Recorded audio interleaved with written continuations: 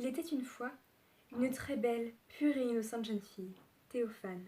Tous les hommes de sa région étaient fous d'elle. À chaque fois qu'elle sortait dans la rue, une nuée de prétendants la suivait, telles des mouches autour d'un cadavre en putréfaction. Mais un jour, Poséidon la remarqua. La jeune fille était sublime, mais mieux que ça, elle était convoitée. Alors, le dieu voulut être celui qui l'obtiendrait.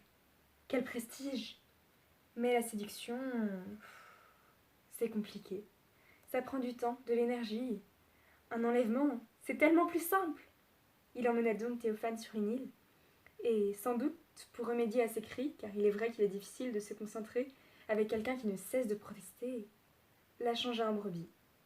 Enfin tranquille, le divin Poséidon put profiter de l'instant, se faisant la réflexion que les brebis sont beaucoup plus dociles que les femmes, et qu'il comprenait les bergers.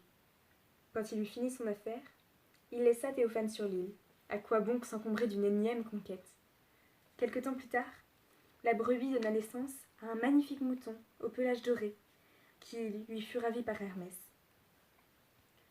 Depuis qu'il avait violé la jeune fille, le pauvre Poséidon dormait mal.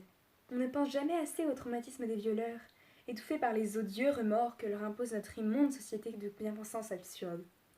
En effet, le dieu repensait souvent aux vraies victimes de cette histoire, les pauvres prétendants éconduits. Non seulement l'arrogante Théophane les avait repoussés, ce qui n'est vraiment pas gentil, mais en plus, elle leur en avait préféré un autre, bien qu'elle ne l'ait pas vraiment choisi. Enfin, à ce qu'elle dit, car comme tout le monde sait, quand une femme dit non... Mais cela n'empêchait pas les doutes de Poséidon, et dans un grand élan humanitaire, il invita les pauvres hommes sur l'île et les changea en loups, pour qu'ils puissent se faire justice.